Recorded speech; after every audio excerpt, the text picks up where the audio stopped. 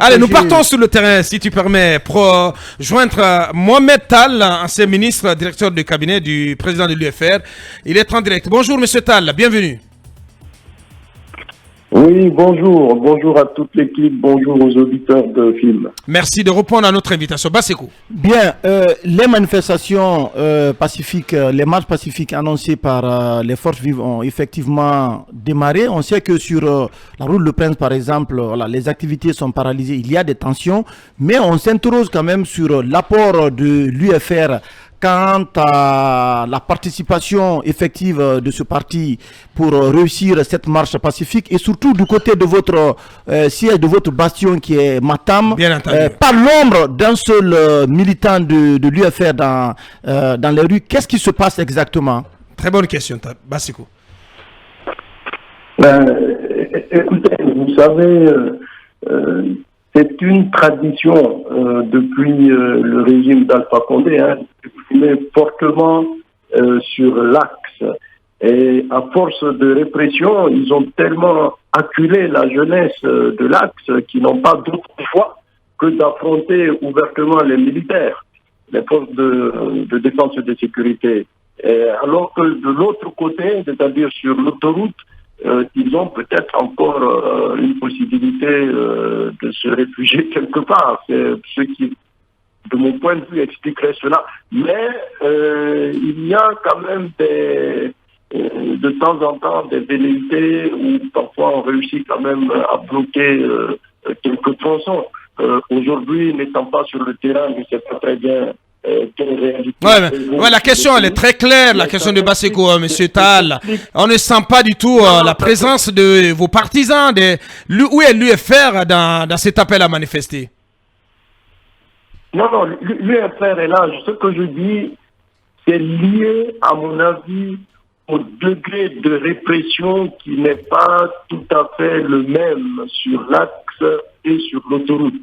Et ça entraîne une forme de radicalisation d'un côté qui est beaucoup plus grande que de l'autre. Mais on a l'impression que les forces de l'ordre ne voient personne à réprimer du côté de Matam. C'est ça. Voilà, justement, il n'y a personne à réprimer parce que on a l'impression que les forces de l'ordre ne voient personne en face, personne à réprimer parce que du côté de Matam, ne sont pas sortis à Matam. Monsieur, quel dispositif concret avez-vous mis en place dans le cadre de cette manifestation organisée par les forces vives dont l'UFR fait partie? Et l'UFR, qu'est-ce que vous avez mis en place pour la mobilisation de vos militants? Pour la réussite de cette manifestation. Mais nous avons mis en place le même dispositif que nous avons l'habitude de mettre en place avec un succès visiblement plus grand, à vous entendre en tout cas. Je répète, je ne suis pas sur le terrain, je suis ça, j'essaie de suivre de près, mais j'avoue que je n'ai pas suffisamment de remontée. Mais si ce que vous dites est avéré, la principale explication serait la peur d'être réprimé, mais cette peur-là aussi, elle s'explique par le fait qu'il y a peut-être un carré encore où ils peuvent se réfugier, ce qui n'est pas le cas des jeunes de l'Axe. Voilà. Mais ça, ce n'est pas de notre fait, c'est du fait des autorités depuis quelques années. Bien, Talibé. Oui. La radicalisation de l'Axe. Bien. Des observateurs disent que votre président n'a même pas lancé d'appel à manifester, contrairement à celui d'Alain Diallo. Qu'est-ce que vous en dites? Non, je crois qu'il a fait, peut-être ça n'a pas été suffisamment relayé par les médias guinéens. Il a fait un entretien sur la Deutsche Welle et je crois qu'au cours de cet entretien, il a clairement apporté son soutien à la manif et puis il a expliqué un peu les raisons pour lesquelles les forces vives appellent à manifester. Oui, dernière question, Basekou. Les efforts qu'il fournit depuis de nombreuses années, et y compris au sein de ces forces vives-là, suffisent pour les mettre au-dessus de tout soupçon.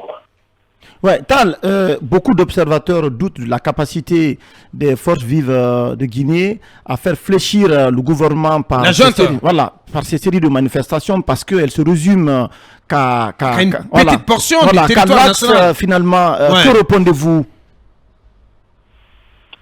Mais je ne sais pas pourquoi on a cette approche assez réductrice des manifestations à Guinée. Les manifestations, c'est simplement une affaire de politique. Les politiques et les acteurs sociaux portent des revendications ou des aspirations légitimes du peuple de Guinée.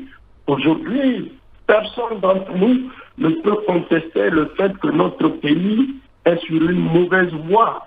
On nous engage dans une voie de confiscation du pouvoir par les militaires, une dictature qui s'installe avec des emprisonnements des leaders politiques ou des acteurs sociaux, des prisonniers politiques, donc avec des privations de liberté très graves et une gouvernance à la dérive.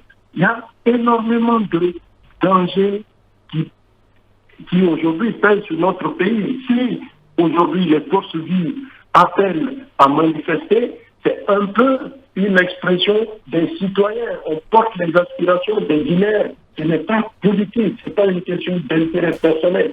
Donc, vous, journalistes, vous ne pouvez pas poser des questions parfois comme si c'était une affaire de politique, puisque vous-même, depuis que cette junte est en place, vous avez été l'objet de certaines menaces.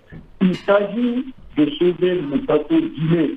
Nous portons simplement des aspirations qui ne sont pas spécifiquement les nôtres.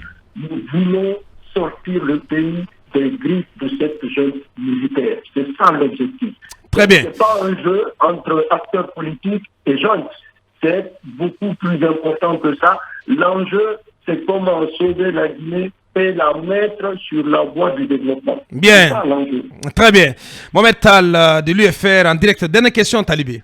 Alors, il y a cette médiation des religieux qui semble en souffrance et le communiqué qui leur est attribué, si on peut le dire ainsi, en tout cas qui porte la signature du grand imam et de Monseigneur l'archevêque de Conakry. Alors, est-ce que cette médiation, à votre avis, aujourd'hui, on peut dire qu'elle a totalement échoué? Je pense qu'il y a manifestement un problème de volonté politique, un manque de volonté politique. Je voudrais rappeler quand même que les préalables que nous avons posés à l'entame de ces pourparlers allaient bien au-delà des 3 points qui ressortent un peu dans le communiqué des conjoints, des religieux et du gouvernement. Ça concernait également le cadre des exilés, le rétablissement des droits, ainsi que le cadre de dialogue. C'est parce que nous sommes animés de bonnes intentions, parce que nous voulons faire progresser les choses, nous voulons soutenir cette dynamique de dialogue, que nous avons accepté de séquencer ces préalables. De commencer par les droits qui sont liés aux individus, aux humains, qui pourraient améliorer immédiatement le sort des personnes qui sont aujourd'hui en détention, injustement brimées, soit en détention, soit sous contrôle judiciaire. Une fois que ces 3 préalables étaient satisfaits, nous allions donc progresser vers les autres préalables en estimant que le climat aurait été amélioré. Mais malheureusement, en dépit de tous les efforts que nous avons faits, n'oubliez pas que nous avons quand même reporté 2 ou 3 manifestations avant le début des échanges là, avec les religieux. Malgré tous ces efforts, nous sommes obligés de conclure que malheureusement, les pourparlers ayant échoué, nous devons renouer avec les manifestations. C'est ce qui a été fait. Donc, bien. Effectivement, donc c'est la seule arme qui vous reste. Est-ce que vous serez sur le terrain? Ben non, mais il n'est même pas ici. Écoutez, les manifestations, nous ne les organisons jamais de gaieté de cœur. Oui, très bien, ça on le sait. Ouais. La voie indiquée pour résoudre les problèmes, surmonter nos différends, c'est le dialogue. Dans tous les pays démocratiques, civilisés qui progressent, les problèmes, les conflits se gèrent à travers le dialogue. Les manifestations sont la conséquence d'un échec au niveau du dialogue. Mais malheureusement, avec le CNRD, on ne donne aucune chance au dialogue. Bien. Mohamed Tal de l'UFR en direct. Grand merci à vous, M. Tal. Merci d'avoir répondu à notre invitation ce matin. C'est moi qui vous remercie. Très bien.